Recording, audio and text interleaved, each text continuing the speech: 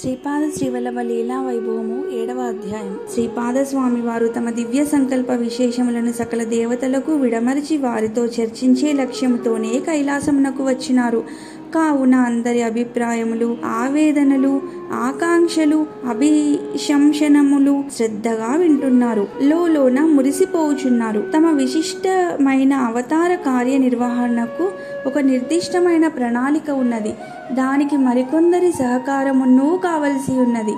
కావుననే అందరి వైపును ప్రసన్న దృష్టిని సారిస్తూ చిరునవ్వులు చిందిస్తూ చివరకు నారద మహర్షి వైపు చూచి, మీకు కూడా ఏదో ఆలోచన ఉన్నట్లున్నదే. దత్త స్తోత్రములు, కవచములు చెప్పిన త్రిలోక సంచారులు, త్రికాల వేదులు అయిన తమరి ఆలోచనమును కూడా తెలిపిన దానిని కూడా పరిగణనలోనికి తీసుకునేదను అని ప్రేరణ చేసినారు. అప్పుడు నారదుల వారు లేచి త్రిమూర్తులకు, త్రిమాతలకు, దత్తస్వామికి మరియు సభలోని వారికును నారాయణ నామస్మరణతో అభివందనం ఆచరించి ఇట్లు వచించారు. స్వామి, మీరు స్మృతి మాత్ర ప్రసన్నులు, సర్వ హృదయాంతర్వర్తులు. మాలోని ప్రశ్నలు సమాధానములకు ప్రేరణకర్తలు తమరే కదా. ఈ సకల చరాచర సృష్టిలో తమ సంకల్పము కానిదేమున్నది? అయినను తమ ప్రేరణ వలన ఈ కలియుగంలో రాబోవు కాలంలో భయంకరమైన మార్పుల వలన దైవభక్తులు, గురుభక్తులు ఏ విధంగా రక్షింపబడగలరు? కలుషిత భావములతో నిండిన సమాజమునందు దైవీ కార్యములు నిర్వహించుకుని భక్తులకు కలగబోవు ఇబ్బందులను తలంచి భవిష్యత్తు గురించే మా చింతన. కలియుగ ప్రారంభంలో పరమేష్టి కలిపురుషునకు ఆనతినిచ్చిన విధంగా సద్గురు భక్తులు మాత్రమే కలి ప్రభావంను దరిచేరకుండా జీవించగలరు. కానీ అటువంటి సద్గురువుల అండదండలు మానవులకు లభించవలెను కదా. ఆ విషయమై మాత్రమే మా యోచనయున్నది. కలిలో గురుపీఠము సుస్థిరముగా నిర్వహించబడినచో సకల దేవతలకును సంతోషం కలగగలదు. మానవులు, దేవతలు పరస్పరం సహకారులుగా నుండవలెను. ఇది వేద విధి. దీనికి హాని కలిగినప్పుడు మాకు చింత కలుగుట, ఆ చింతను తమరు తీర్చుట సహజ పద్ధతియే కదా. స్వామి, ఇదియే నా ఆలోచన తమ ముందుంచినాను అని విన్నవించి కూర్చున్నారు. శ్రీ స్వామివారు సభాసదులందరి వంకచు పరికించి చూస్తుంటే అందరి హృదయములందు ఆకాంక్ష విషదమగుచున్నది. చిరుధర హాసం పెదవులపై నాట్యమాడుచుండగా శ్రీ స్వామి ఇలా పలికారు. తమ భవిష్యత్ ప్రణాళికను ఈ విధంగా వివరింప నిర్యుక్తులైనారు. త్రిమూర్తులారా, త్రిమాతలారా, దేవముని గణములారా, మీరు వచించినది యథార్థమే. మీ అందరి యొక్క ఆశయాలు అత్యున్నతమైనవే. సర్వజీవులు సుఖశాంతులతో ఉండవలయునన్నదే దైవీ భావన.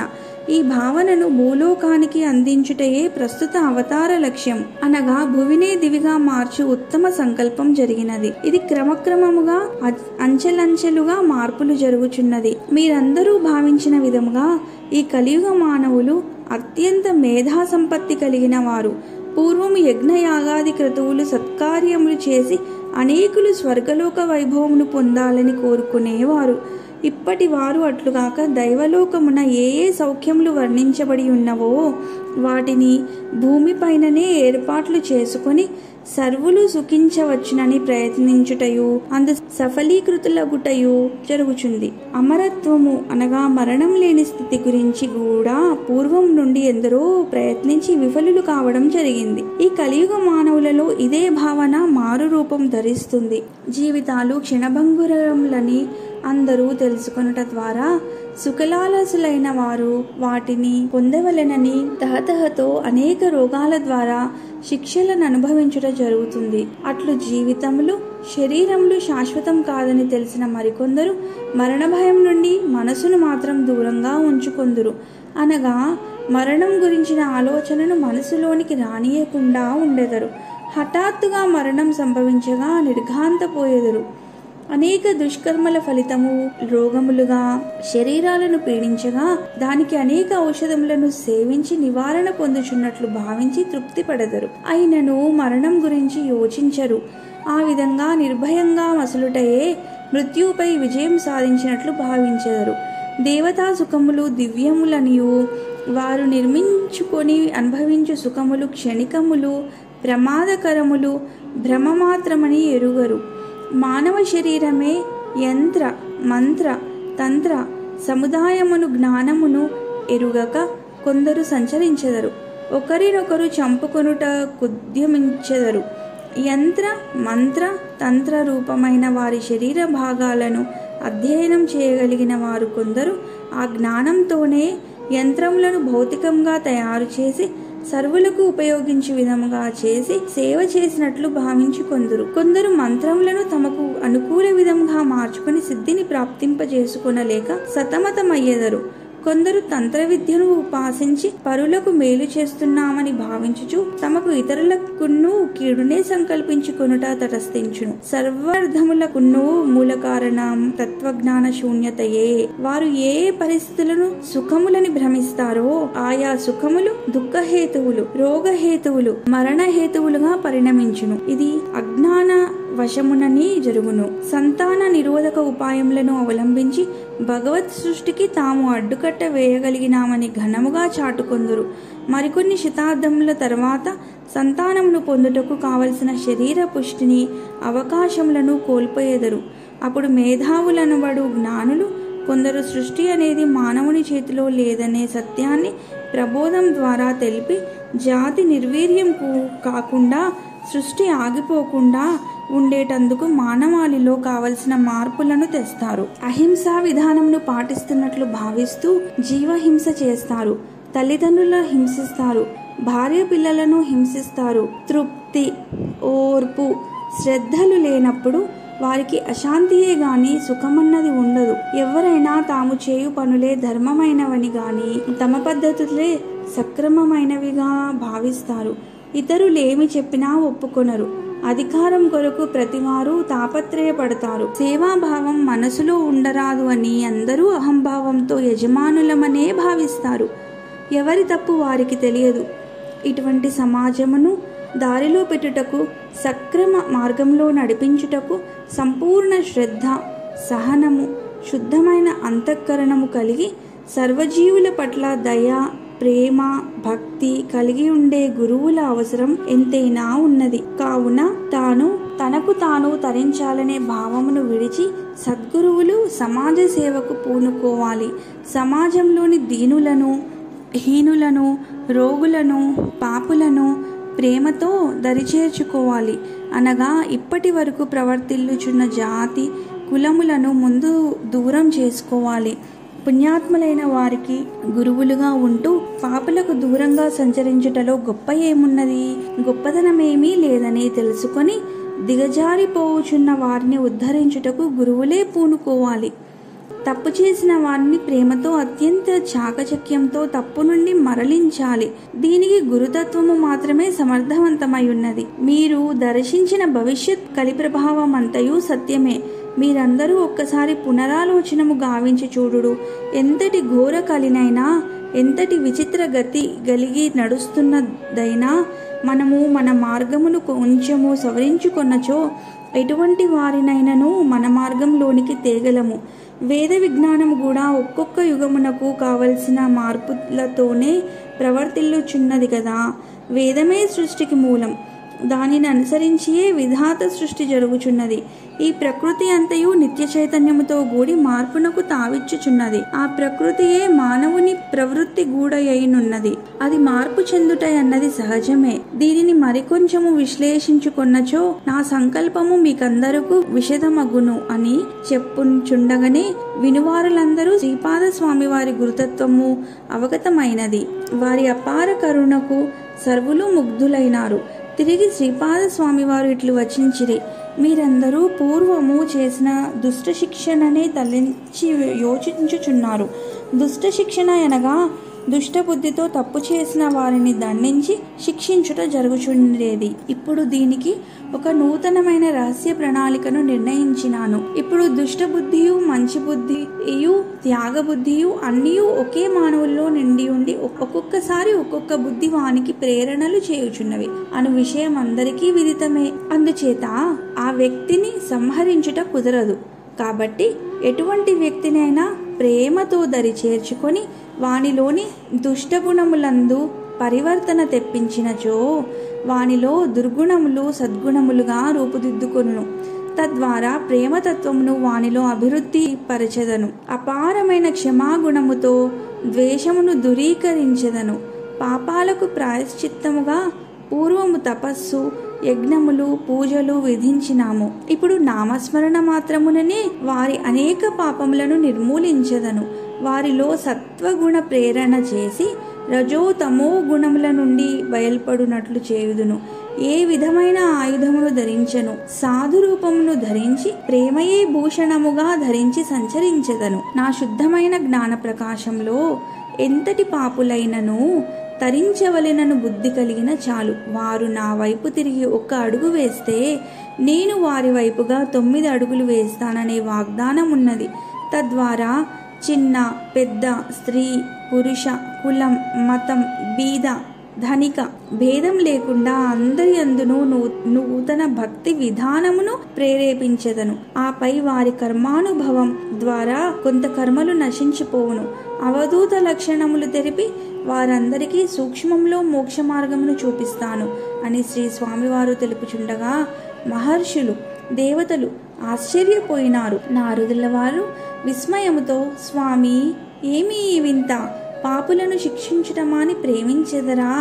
తప్పు చేసిన వారిని ప్రేమతో దరిచేర్చుకొందురా? కోపాలు, శాపాలు ఇకపై ఉండవన్నమాట. ఈ నూతన ప్రణాళిక యొక్క అమలు ఎట్లు జరుగుచున్నదో వేచి చూడవలెను. భూలోకమున దుష్టులను శిక్షించకనే ధర్మస్థాపన చేయ నిశ్చయించితిరా? ఇది ఎట్లు సాధ్యమో అనిపించుచున్నది. కొంచెము దీనిని వివరంగా తెలపండి స్వామి అనగా శ్రీ స్వామివారు నవ్వుచు, శిక్షయను పదము శిక్షణ అని తెలియుడు. శిక్షణ అనగా విద్య గరపుట, తద్వారా అవిద్యను దూరీకరించుట జరుగును అని తెలిపిరి.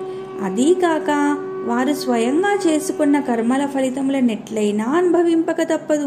ఇంకా వేరు శాపములతో పని ఏమున్నది? చేసిన కర్మ ఫలానుభవము చేత వారు బాధపడునప్పుడు వారిని మరింత నిందించక ప్రేమతో, సానుభూతితో ఆదరించుటను సర్వులకు నేర్పి మానవ సేవయే మాధవ సేవే అని అసలైన సేవ యొక్క స్వరూపమును అందరికీ అభ్యాసము చేయించుట ద్వారా కొన్ని కర్మఫలానుభవములు సూక్ష్మీకరింపబడి తొలగిపోవునట్లు ఈ ప్రణాళిక నిర్ణయించబడినది. ఈ విధంగా గురువులైన వారు ప్రేమమూర్తులు, త్యాగమూర్తులుగా ఉండవలెనని శాసనం జరిగినది. వీరు శిష్యులకు 9 లక్షణములను గురించి బోధించవలసి ఉండును. అకించనత్వము అనగా అహంకార రాహిత్యము. 2 నిర్మత్సరత్వము అనగా మత్సరము లేకుండుట.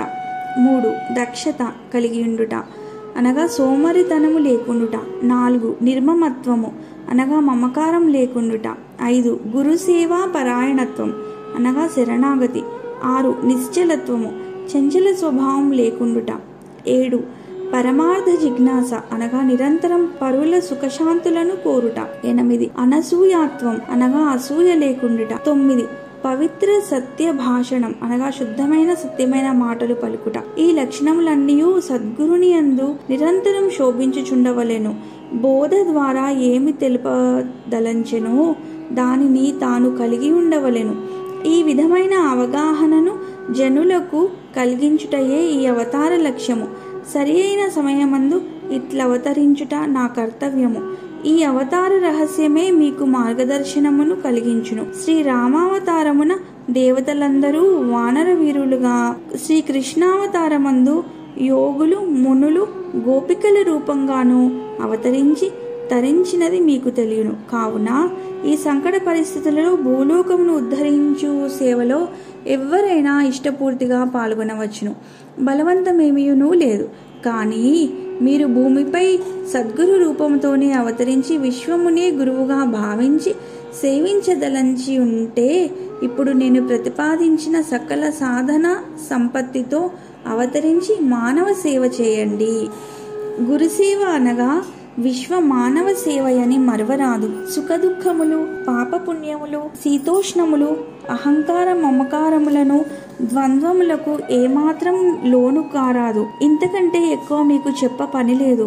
త్రిమూర్తులు, ఇంద్రాది దేవతలు ఎవరు భూమిపైన అవతరించినా పై విషయములకు అనుకూలంగా గురుస్వరూపముగానే రావలెను. అట్లు సద్గురువులై ప్రజలను సన్మార్గంలో నడిపించుట ద్వారా లోకోద్ధరణ చేయండి అని చెప్పగా, వారిలో కొందరు ఏ సమయమందు అవతరించవలెనో సూచనలు ఇవ్వమని కోరగా, ఆయా సమయానుకూలంగా మీకు సూచనలు అందుతాయి. ఆ విధంగా అవతరించి కలికల్మషముల నుండి మానవ జాతిని జ్ఞానబోధలతో ఉద్ధరించవలసినదిగా ఆజ్ఞాపన చేసిరి. తాము ప్రతిశకమందు సద్గురు రూపధారణ చేసి అవిరల కృషి చేస్తామని తెలిపినారు. తమ తదుపరి అవతారము నరహరి అనియు, మాణిక్య ప్రభు, శ్రీ స్వామి సమర్థులనియు, తదుపరి శ్రీ సాయిబాబాగాను, శ్రీ వాసుదేవానంద సరస్వతి, బ్రహ్మానంద సరస్వతిగాను వచ్చేదనని పలికి, ఒక్కొక్క సమయమందు 2-3 చోట్లను ఇంకను ఎక్కువ చోట్లను కూడా అవతరించి నా లక్ష్యమును నెరవేర్చేదనని తెలిపిరి. క్రమముగా ఈ దివ్య ప్రణాళిక యొక్క స్వరూపము విజృంభించి లోక కళ్యాణమునకై ప్రతివారు సిద్ధము కాగలరు. తర్వాత భూత, ప్రేత, పిశాచ గణములు తమ వంతు కార్యనిర్వహణకు సిద్ధముగా నుంటిమని స్వామివారిని వేడగా ఇట్లు సెలవిచ్చినారు. మీరందరూ మీ మీ శక్తులతో యుక్తులతో స్వాభావికంగానే భూమిపైన సంచరించండి. ఏ మానవుడైనా గజకర్ణ, గోకర్ణ, టక్కు, టమార విద్యలతో ప్రజలను మోసగించు ప్రయత్నంలో గురువుగా చెలామణి అయితే వారి యందు చేరి దుష్టగుణాలను బాగుగా వృద్ధిపరచండి. ఆ పైన ఈ కాల భైరవ స్వామి వారు తన శక్తితో వారికి బుద్ధి గరపి సకల పరీక్షలు నిర్వహించి అర్హత కలిగిన వారిని నా సన్నిధానమునకు చేర్చును. కావున కాలభైరవ స్వామి యొక్క ఆధీనమందు మీ గణములందరూ మానవుల బుద్ధులను మార్చుటకు సంసిద్ధంగా ఉండండి. అందరూ సద్గురువును చేరునట్లు చేయండి. లోక కళ్యాణ కార్యమందు నిమగ్నులు కండి అని ఆజ్ఞాపించారు. కశ్యప ప్రజాపతి లేచి నమస్కరించి, స్వామి, తమ తీర్థాటనము పూర్తి చేసుకున్న తదుపరి భరతఖండముందు శ్రీశైలమునకు దగ్గరలో కృష్ణానది మధ్యన కురోపురమునకు దివ్యందు తపస్సాధన నింపగా నివసించుడు. అచ్చట పూర్వము మేము తపస్సు చేసి శ్రీమన్నారాయణుని 3 అవతారములకు తల్లిదండ్రులమైతిమి. ఇప్పటికి ఎందరో మహాత్ములు అచట అదృశ్యంగా తపస్సమాధి అందుండెదరు. ఆ ప్రదేశము యొక్క మహిమ ముందు ముందు కాలంలో ప్రసిద్ధము కాగలదు. మీ యొక్క తపస్సుతో అచటి మహిమ అద్భుత రీతిని జనులను ఆకర్షించుకొని వారిని పుణ్యవంతులుగా చేయును. ఈ విధంగా ఆ స్థలము మీ లోక కళ్యాణ కార్యమునకు దోహదకారి కాగలదు. పాపులను దయతో పవిత్రీకరించుటయే ముఖ్య ఉద్దేశమని చెప్పినారు. కావున నేను ఈ సూచన చేయగలిగితిని. మేము మీ నూతన ప్రణాళికా విధానము జయప్రదము కావాలేనని సంకల్పించి నిత్యము విశ్వశాంతికై ప్రార్థించదమని చెప్పగా, శ్రీ దత్తాత్రేయ స్వామి అనుమతించి అట్లే యగునుగాక అని ఆశీర్వదించిరి. తదుపరి దక్ష ప్రజాపతి వారు లేచి నమస్కరించి, స్వామి, భూలోకమున యజ్ఞ యాగాది క్రతువులు పూర్వము వలెగాక ఇప్పటి వారి బలమునకు తగినట్లుగా సులభ పద్ధతిలో ఆచరించు నూతన విధానమును ప్రవేశపెట్టుటకు తగిన సమయము తమరు సూచించినచో ఆ ప్రణాళికను మేము ఎవరైనా సాధకుల ద్వారా అందచేసి మా వంతు సహాయము చేయవలెనని కోరుచుంటిమి. ఆ విధంగా మానవులు దేవతలను ఒక్కసారైనా తలంచుకొనుట తటస్థించును. వారి పాప ప్రక్షాళమునకు ఈ ప్రక్రియ చక్కగా తోడ్పడునని మా అభిప్రాయము. తమరిలకు అవకాశము కల్పించవలెనని కోరుచున్నాము అని ప్రార్థించగా, శ్రీ దత్తస్వామి వారు తప్పక తమ సూచనను పరిగణనలోనికి తీసుకొందుమని వాగ్దానము చేసిరి. సమయమునకు తగిన సూచనలు తమకు ఇవ్వబడునని తెలిపిరి. గణనాథుడు శ్రీ స్వామివారితో ఇట్లు చెప్పెను, తమ నూతన దివ్య ప్రణాళిక చాలా అద్భుతంగా ఉన్నది. దేవతలమందరము మా యొక్క శక్తియుక్తులను ఉపయోగించి తమ లోక కళ్యాణ భావనకు అనుకూలంగా ప్రవర్తించదము. భక్తులైన వారిని ఎటువంటి కఠిన పరీక్షలకు గురి చేయక స్మరణ మాత్ర సంతుష్టులమై వారి పట్ల దయ కలిగి వర్తించదము. తమరు ప్రస్తుతం గోకర్ణ క్షేత్రమున కొంతకాలం నివసించి అచ్చటి దైవత్వంను మహిమపరచి కొందరికి జ్ఞానబోధలు కావించెదరుగాక. తదుపరి కురోపురమున కృష్ణానది ఉత్తర తీరమున పురాతన కాలము నుండి మా యొక్క స్థానము ఏర్పడి ఉన్నది. ఆ సహజ ఘట్టమునందు ఎందరో మహాయోగులు తపస్సు చేసి సిద్ధిని పొందినారు. తమరు అచ్చటికి చేరిన పిదప పరస్పరం చర్చించుకొని లోక కళ్యాణ కార్యమును కొనసాగించదముగాక. మాకు ప్రాధాన్యతను కల్పించదలిచియే తమరు భాద్రపద శుద్ధ చతుర్థి నాడు ఈ అవతారము తీసుకుని ఉన్నారు. మనమిరువురము ఐక్య భావనతో కలికాల మానవులను ఉద్ధరించదము కాక అని పలికగా చిరునవ్వులతో శ్రీపాదస్వామి వారు తల పంకించి, మీ సహకారంతో మా ప్రణాళిక విజయము సాధించునుగాక. మా అవతార ప్రయోజనము మీ ద్వారా కొన్ని వందల సంవత్సరముల తర్వాత ప్రచారంలోనికి వచ్చి వేల సంవత్సరముల ప్రజలకు అందుబాటులో ఉండగలదని వాగ్దానము చేసినారు. తర్వాత సుబ్రహ్మణ్య స్వామి వారు లేచి, దేవదేవా, మీ దివ్యావతారము సంచరించు ప్రతి చోటను ధర్మరక్షణ చేయు కొరకు మేము నాగరూపమున సంచరించుచు ప్రజల యందు భక్తిభావములు పెంపొందునటులా చేయు ప్రక్రియను చేపట్టెదము. ఈ రూపంగా మీ సేవ మాకు లభించగలదని ప్రార్థించెను. నాగరూపము మానవుని శరీరమందు అంతర్లీనముగా ఉన్నను వారు మమ్ము భౌతికంగా చూసి ద్వేషించెదరు. తమరి దయ వలన, అపార ప్రేమ వలన తమ ప్రేమ సామ్రాజ్యంలో మాకు భాగం కల్పించినచో మేము వారికి దైవ సమానంగా తోచగలము. ఈ యొక్క అవినాభావ సంబంధమును తమరే పునరుద్ధరించగలరని నమ్మి ఉన్నామని పలకగా, తప్పక అట్లే జరుగునుగాక అని శ్రీ స్వామివారు ఆశీర్వదించిరి. తదుపరి బ్రహ్మదేవుడిట్లు పలికెను, శ్రీపాద, శ్రీవల్లభ, ఇంతకు పూర్వమే కలియుగ మానవుల సంక్షేమమును భక్తిని సంకల్పించుకొని భృగు మహర్షి శ్రీ మహావిష్ణువును వక్షముపై పాదములతో తాకుట ద్వారా శ్రీ మహాలక్ష్మి అలిగి వైకుంఠమును విడిపోగా శ్రీమన్నారాయణుడును భూలోకవాసుడుగా మార్పు చెందను. అవతార సమయం కాకుండాను భూలోకమందు భక్తి ప్రపత్తులు నెలకొల్పు అవసరమున ఆయన పద్మావతీ దేవిని పరిణయమాడెను. వైకుంఠమునకు నారాయణుని శ్రీ మహాలక్ష్మిని రప్పించుటకు అందరమును కొంత నాటకమాడి ఎట్లో నెగ్గితిమి. శ్రీ మహావిష్ణువు శ్రీ వెంకటేశ నామముతో కలియుగ అవతారంగా కీర్తించబడుచు అనేక మందిని భక్తి మార్గంలో నడిపిస్తూ భూలోక వైకుంఠం అను పేరు తిరుమలకు సార్థకం చేశారు. అయినా శ్రీ వెంకటేశ్వర స్వామి వారు మాతృప్రేమను అందరిపై వర్షింపచేయుచున్నారు. కాబట్టి భక్తులు వారికి మాతృ పితృ స్థానములను కల్పించి గురుభావన చేయలేని స్థితిలో ఉన్నారు. అయినను నామస్మరణతోనే ఆ స్వామి సకల సౌభాగ్య సంపదలను తమ భక్తులకిచ్చుచున్నారు. ఈ విషయాన్ని ఆసరగా తీసుకొని భక్తుల యొక్క కోరికలు పెరుగుచున్నవే గాని భక్తి క్రమంగా తరిగిపోవుచున్నది. శరణాగతి అనుభవము నిర్మలమైన భక్తి క్షీణదశకు చేరుచున్నది. దానిని పునఃప్రతిష్ఠించవలసినదిగా తమని కోరుచున్నాము అని విన్నవించగా శ్రీ దత్తస్వామి వారు, అవును, భక్తులలోని లోపాలను తొలగించుటకు తగు సమయంలో సూచనలనిచ్చెదను. శబరిమలపై నెలకొన్న ధర్మశాస్త్ర కూడా ప్రస్తుతం నివురుగప్పిన నిప్పువలే ఉన్నారు. విజయవాటికలోని కనకదుర్గమ్మ మహాశక్తివంతమైనదైనప్పటికీ దైవికమైన పూజలు సన్నగిల్లినవి. శ్రీశైలమందు వెలిసిన శ్రీ మల్లికార్జుని వైభవము మరుగున పడి ఉన్నది. వీటన్నింటినీ పునరుద్ధరించుటకై ప్రజలలో భక్తిని చైతన్యపరిచెదను. కొంత వ్యవధిలో అన్నీయూ పరిపుష్టము కాగలవు. ముందు కాలంలో మండల దీక్షలను ప్రతిపాదించి ప్రచారమునర్చు గురువుల ద్వారా ఆ కార్యమును సానుకూలపరచెదను. సమస్త క్షేత్రములు వైభవోపేతమై అలరారును. నారదుల వారికి కలిగిన సందేహమునకు కూడా ఇదియే సమాధానము. గురుభక్తులకు రక్షణ ఏ విధముగా నుండునని అడిగినారు. వారికి సర్వదా సద్గురువుల కృప రక్షణ కవచముగా నుండగలదు. గురుభక్తుల యొక్క మనసు ప్రలోభములకు చోటు పెట్టకుండునంత వరకు నా రక్షణకు లోపముండదు. నా అవతార పరంపర ఆగదు. కలియుగాంతము వరకు నా కర్తవ్యమును ఇట్లే నిర్వహించదను. మీరందరూ సహకరించండని ఆదేశములిచ్చిరి. ఈ ప్రణాళిక ఇట్లు నిర్ణయించబడినదని శ్రీ స్వామి వివరించగా దీనికి ఆమోదముగా అందరూ జయజయధ్వానములు చేసినారు. శ్రీ స్వామి వారు అందరికీ తమ నిజరూప దర్శనమిచ్చి ఇక తమ తదుపరి కార్యక్రమమునకై ఉపక్రమించగా శంకరుడు లేచి వచ్చి శ్రీ స్వామికి దండము కమండలము సమర్పించుకొని నమస్కరించెను. బ్రహ్మదేవుడు వచ్చి జపమాలను సమర్పించి నమస్కరించెను.